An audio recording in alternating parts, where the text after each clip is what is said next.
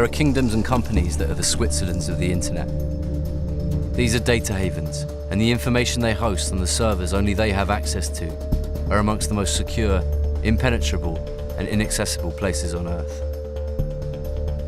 Some of these kingdoms and companies offer cybercriminals the privacy to conduct illegal information exchanges, malware attacks, spam dumps, ransomware breaches, and bulletproof hosting. Criminals have walked these halls, here today, gone tomorrow, emerging outside the reach of law enforcement and between international legislations.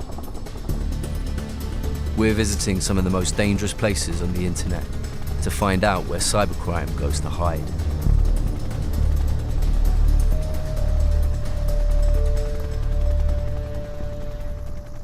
We're flying over the North Sea to see the world's first data haven. The Principality of Sealand, which considers itself a sovereign country, is an abandoned World War II gun platform.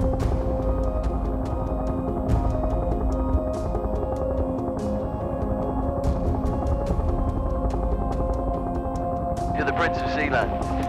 I am, yeah. I mean, the fort was situated in international water, and my grandfather decided, why not declare it a principality? Yeah, so what is it about having your own kingdom that's so appealing? I mean, it's the element of freedom that we have out there. We can do what we want without prying eyes watching our every move. Why don't you want prying eyes watching your every move? Why wouldn't you, did you say? I mean, why just shut your curtains at home? Seems like a long way to go to store your data. Yeah, well, some people go to long measures, don't they, to secure what this is. At the dawn of the internet, an idealist named Ryan Lackey founded the world's first online sovereign state by creating a bulletproof data hosting facility.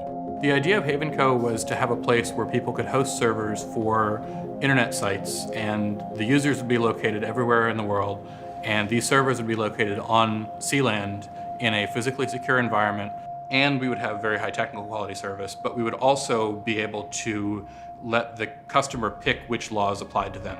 Right, so is Ryan Lackey involved in HavenCo anymore? No, he had a little bit of a falling out with us. No. What was the falling out about? Primarily, we sort of disagreed, as I say, on the grey areas as far as when we were hosting for HavenCo originally. He wanted absolute carte blanche, do what you wanted. If someone wanted to come out there and operate a server selling firearms or missiles, he thought we should just offer a service to anyone that wanted it. We built the business, so we got to make our own rules. Anyone who creates something gets to define what that thing is, which is part of why we picked the kind of regulations we did. We found a story about another bulletproof hoster, Cyberbunker, a Cold War nuclear bunker in the south of Holland that was built to withstand a 20 megaton blast. You've seen a large black building, like a nuclear bunker? Middag. He knows the bunker. Yeah, he knows it. So they're telling me it used to be like a drug lab. Right. Oh, een Yeah. bunker. A bunker. A bunker. Oh, ja. Maar je mag, you don't go to it. Oh, No, you don't. it's forbidden. It's...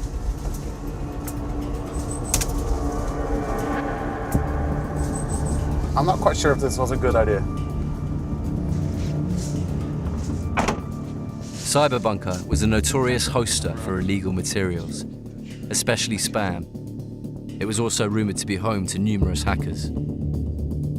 A battle is waging across the internet. It's under the worst ever cyber attack. So strong, it's slowing down internet access globally.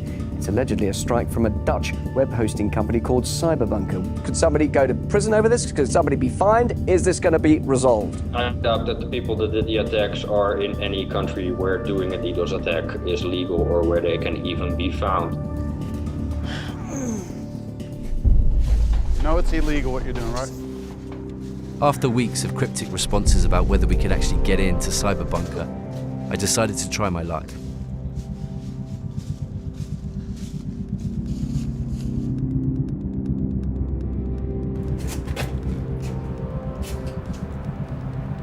There was a face scanner at the door.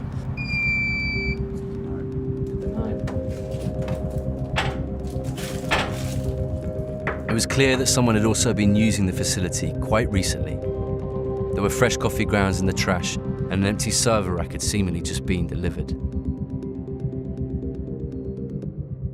It became obvious that someone may have been inside at that very moment watching us. We decided it was probably time to leave.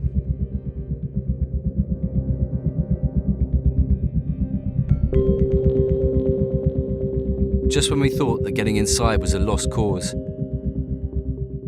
I managed to get in touch with a convicted hacker who knew the owners of Cyberbunker, and a meeting was set.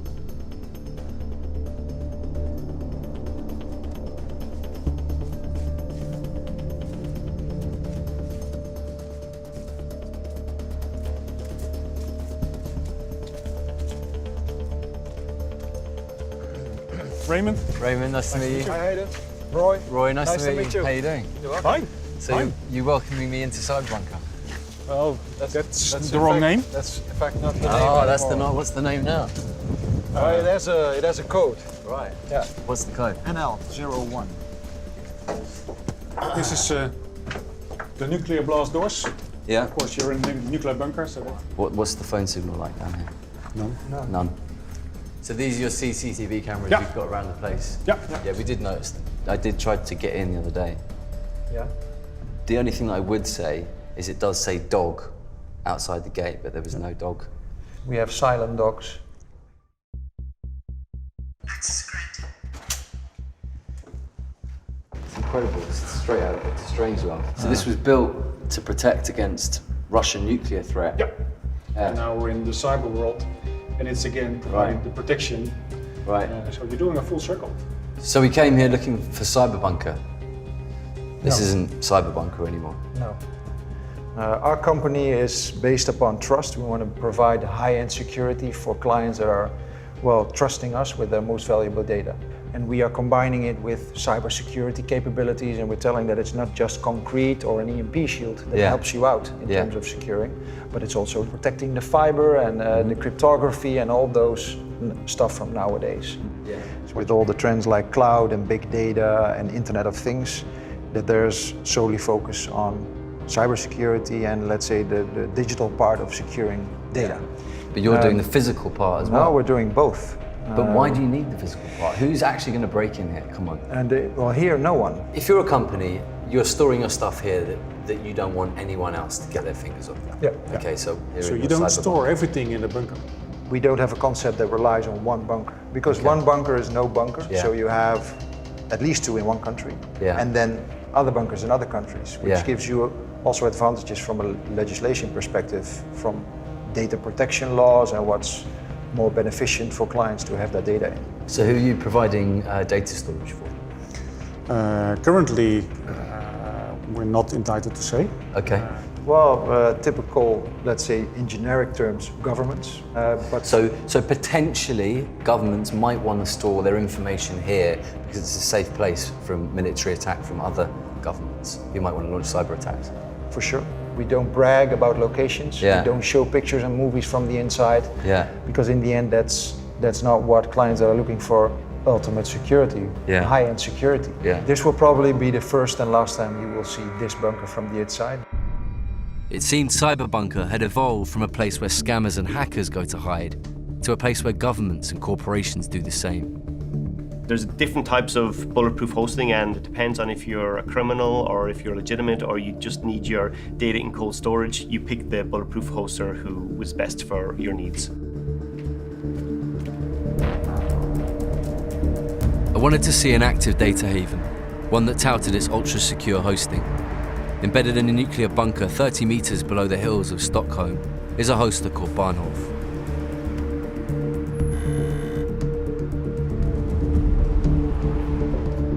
This facility hosted WikiLeaks at the height of their prominence. If ever there was a place to securely keep your data that people want to get their hands on, this was the place. Hayden. Hi. Nice to meet you. I met CEO Jon Karlum, and he gave me a tour of the impressive facility.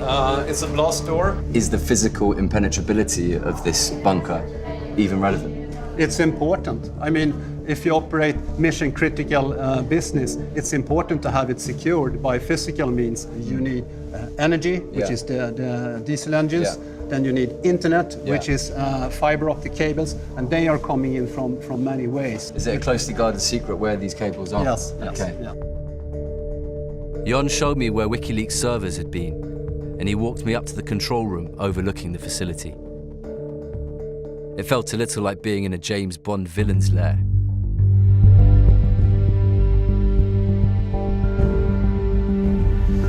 Back in London, I met with James Ball. He used to be a data analyst at WikiLeaks. James. Hey. How you doing? Good to meet you. Nice to meet you. How's it going? Sandra's right-hand man. I wouldn't quite say that, but yeah. So kind of WikiLeaks' famous server was this server in Sweden, a company called Bahnhof, which is essentially, in an underground bunker and hyper secure. Was Bahnhof effective? I tend to think stuff like Bahnhof is a bit more theatre than anything else. You can have as secure a server nowhere near a bunker or an underground as in it, and most of the stuff that's actually going to catch you out isn't going to be someone drilling into an underground vault, James Bond style. Is there anything illegal down there? It could be, but Could it is be. not. Yes, but it's not my. I don't open at any given moment. Yeah. There can always be some illegal material on the internet, but Yeah. I don't open the boxes. I don't control what's on the boxes. I think we are the mailman, we are the bank. Hosters would like to see themselves as the post office, but if they really want to be a post office, they have to act on abuse complaints when they come in. A post office doesn't have, if a post office had a bomb stored in their post office and they didn't take action when they got a complaint, they'd be out of business. So bulletproof hosting is a term that's gone back maybe 10 or 15 years, and it refers to a hoster who will not take action to take down your website. So somebody discovers that your website at that hosting provider is bad, and they go to the hosting provider and say, can you disconnect this customer, or can you give me information about what that customer is doing, because they've stolen my data. And the company will just ignore those abuse complaints. I was told corrupt hosters in Southeast Asia favor smoke and mirrors over hardened data centers. We found one such hoster, so we decided to track them down.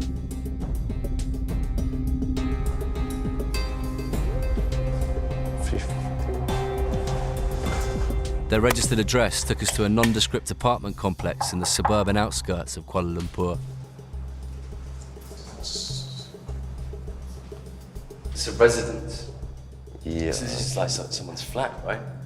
This, the 6th level is all residences, so probably it's a residence office. Yes. Oh, hello. Hello. We were just wondering about your neighbours. Yes. Cinepac. But you say they haven't been here for 3 years. They haven't been here for 3 Yes. years. Since I stay here, No one's there.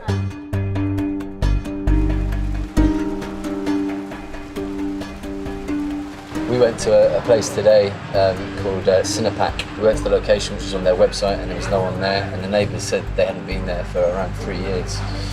So there will be one specific group of people. They are very specialized in web hosting business. In the hosting business, so what they do is they set up different companies. They take different orders, and then once the company being stopped being cramped down, they will start another company in other places, different provider, and then they'll take a new orders again until they got the same complaint, and then they will stop, and then they will start another company. Right. Kind of like nomad hosting in a way. You move from It's one going to from another. place to place to place until there are so many complaints, they move on to the next one. So what's the extent of cybercrime in Malaysia? Is it a big problem right now? I think the majority is on fraud and phishing attacks. So that is what we are seeing. I think mid last year there's a bunch of claim to be South African, which they managed to get access to the local ATM machines. So they managed to withdraw money like 30 million ringgit from the different ATM machines throughout Malaysia. But they hacked the cash machine. The cash machine, yes. A company called Ecatel that was rumoured to have ties to bulletproof hosting and cybercrime popped up on our radar. We had information on their current location, so we boarded a flight to The Hague to track them down. Oh, hi, is that Ecatel? Oh, I'm just looking to host some data on a server. I heard Ecatel was a good place to do that. I've got eclectic tastes, so I thought Ecotel might be the place. Oh, well, it was just sort of in the ether, your telephone number. Their offices are in The Hague, okay.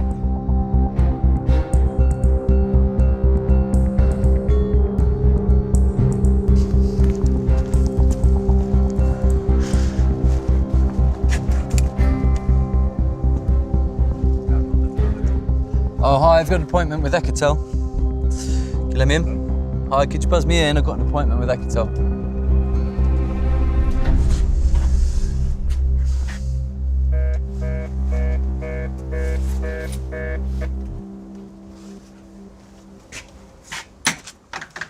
Thanks. Komt u van? Nee, je gaat niet naar binnen. Huh? You don't come in. Do you know Ecotel? No, never heard of it. Ecotel is not here. Oh. I'm so sorry. So how do you know? But you, I know they're in The Hague. Is this your building? Go away. Is it your building? Oh, Go away. is it your building? Please go away. Why? Can I not come and see Ecotel if I've got an appointment? Yep. But Whatever you want. Just wondering if they've got their service here. Don't take any pictures of me. Don't make me angry. Yeah. Look, we heard there was some nasty stuff on Ecotel servers. If there is anything on the servers that's not normal or not right, then it's removed. And any abuse they receive will be dealt with by Ecotel. By Ecotel. Oh, that's good. So they're policing themselves. Stay away from me. Okay, sorry. I'm not your friend. Okay, all right. Okay.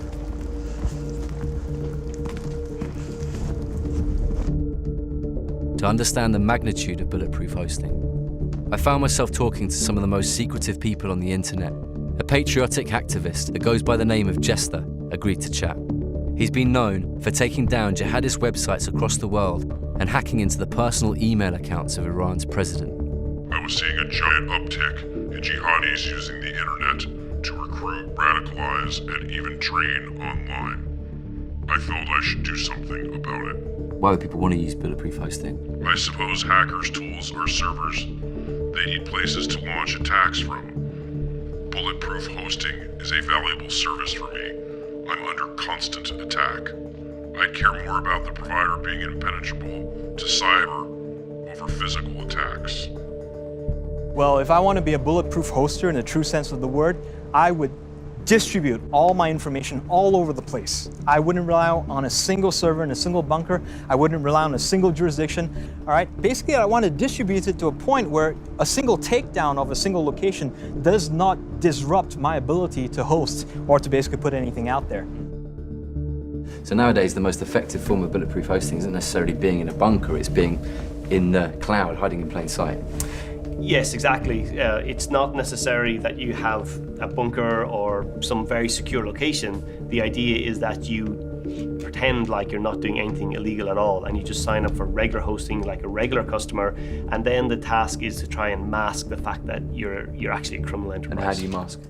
So the way they mask is they take multiple hops before a victim is sent to the final destination. And those hops are generally in different countries to make it difficult for law enforcement to get cooperation from all those countries in order to find out where the hosting is behind that. It's totally a war. Cyberspace is the new theater. We're seeing this more and more now every day. A Silicon Valley startup is caught in the middle of a cyber war between ISIS and the hacking group known as Anonymous. The company's called Cloudflare. It's a startup that protects websites against denial of service. Those are attempts to bring websites down.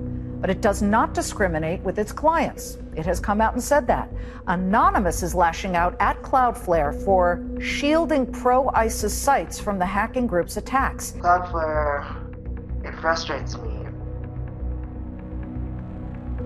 Frustrates all of us, even though we do have to use it to protect our site, but it's an American company and they're protecting many of the ISIS websites now.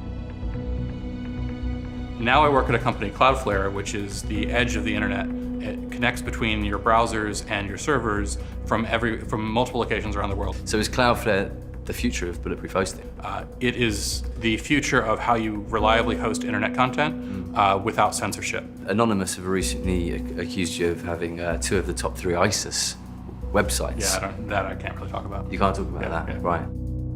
Contacted Cloudflare directly, daily, alerting them to this, and just get no response.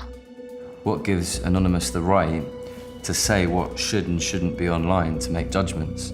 Have you seen the ISIS material? When I see a head cut off because someone prayed the wrong way or they're gay, I think that gives me the right. I'll make that judgment call. Do hosters have a moral responsibility when it comes to what's out there on the internet? I think it is very much their responsibility. Guides for homegrown terror cells on how to shoot up a room and successfully go carry out another attack before suiciding oneself should not be easily available to people online. If you just take the "I will host everything," you're really facilitating some dark stuff and you're actually endorsing it. I think you have to actually get in the weeds. You have to get in the case by case and go, there is a ton of stuff that I hate that I would never do anything with. You're making hosters incredibly responsible for the content. I mean, that they're hosters hosting. are incredibly responsible for what they're Because hosting a hoster, in law. That's why they want to be blind hosts. So criminals need bulletproof hosting because they need to be able to keep their website up. Because if they're on your computer and they're stealing your credit card or your emails, they need to send that information somewhere. And those type of bulletproof hosters, they understand that there's criminal activity happening on their servers and they just want to get paid. These guys have got billions and you don't. These guys have got hundreds and hundreds of computer scientists and most of us don't. You've got to know how not to be scammed. You've got to trust everyone you give your data to. So we have to actually just take personal responsibility for our own online security. I think we need to force companies to take responsibility for our data that they have, and we have to take responsibility for our data that we have overall. There's no absolute solutions, essentially. It's constant give and take. There's no magic bullet, there's no magic server. We are going to have to work this out for ourselves.